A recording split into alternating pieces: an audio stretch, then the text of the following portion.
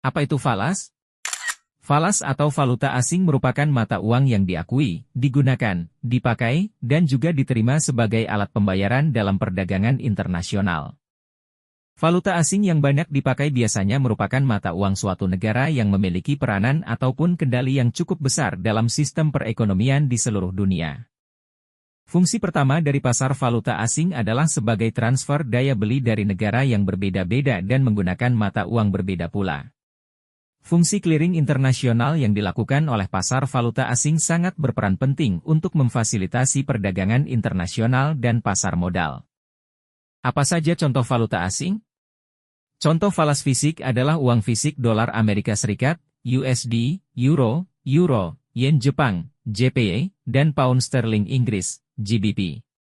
Anda bisa mendapatkan mata uang di bank, money changer, atau tempat-tempat lain yang menyediakan layanan jual beli valuta asing. Pasar valuta asing adalah tempat terjadinya permintaan dan penawaran terhadap valuta asing.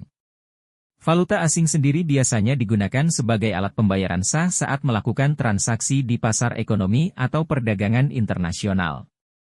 Proses perdagangan valuta asing terjadi karena adanya kegiatan jual beli antar satu negara dengan negara lainnya di mana masing-masing negara memiliki nilai mata uang yang berbeda.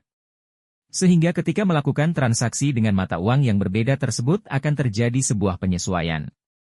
Foreign exchange market atau pasar valuta asing adalah tempat yang mempertemukan antara penjual dan pembeli mata uang asing.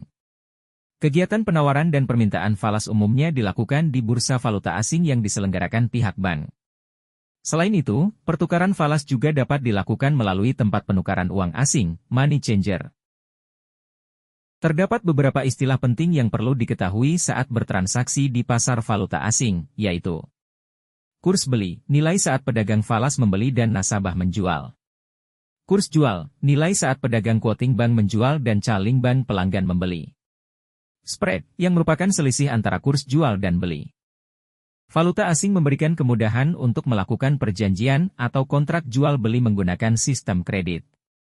Perdagangan internasional sebagian besar bergantung kepada fasilitas kredit. Eksportir mungkin memperoleh pinjaman sebelum dan setelah melakukan pengiriman.